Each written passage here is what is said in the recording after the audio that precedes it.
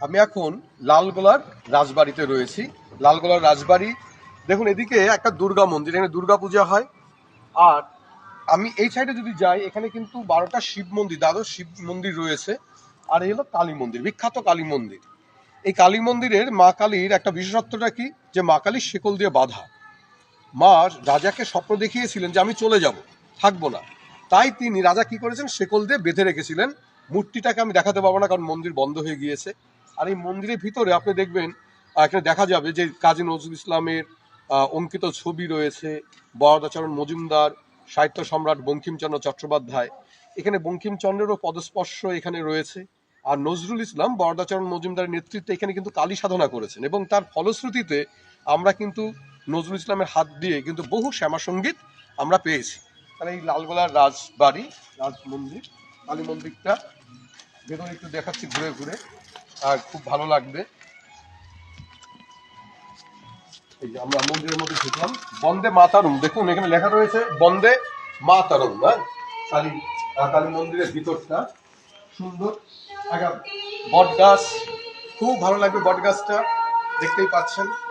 আর দেওয়ালগুলিকে আমরা যদি দেখাই, এখানে রয়েছে শিব পার্বতীকে নিয়ে যাচ্ছে, বিবেকানন্দ, বরদাচরণ মজুমদার, বঙ্কিমচন্দ্র চট্টোপাধ্যায়, আনন্দমঠ। আনন্দমঠ উপন্যাসটা কিন্তু এখানে একটা প্রভাব রয়েছে, এখানে বসেই লেখা হয়েছে। যাই হোক, ঋষি বঙ্কিমচন্দ্র চট্টোপাধ্যায়, রাজা রামমোহন রায়।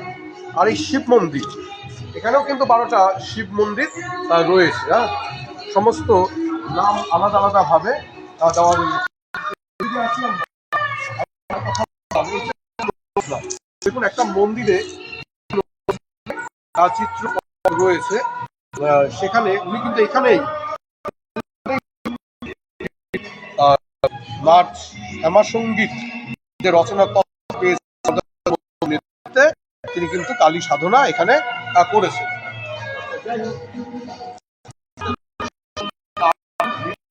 এটা মাইক বাজছে, মন্দির।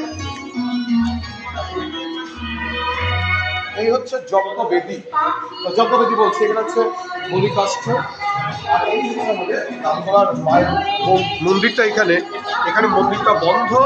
মা তারা এখানে কিন্তু তাকে শেকল দিয়ে বেঁধে রাখা হয়েছে।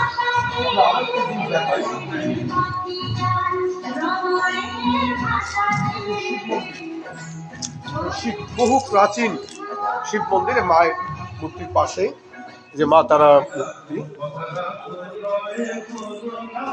অসাধারণ জায়গা। আবার সেই বটবৃক্ষটা দেখাই সুন্দরভাবে, বট গাছটা। যদি সম্ভব হয় কোনোদিন আসবেন এখানে। যাই হোক, সবাই ভালো থাকবেন। হর হর মহাদেব। अगर इस वीडियो में आपको कुछ भी अच्छा लगा है तो इस वीडियो को लाइक कीजिए, मेरे चैनल को सब्सक्राइब कीजिए और इस पर एक प्यारा सा कमेंट कर दीजिए और इस वीडियो को अपने दोस्तों के बीच शेयर करना बिल्कुल मत भूलिएगा। Thank you.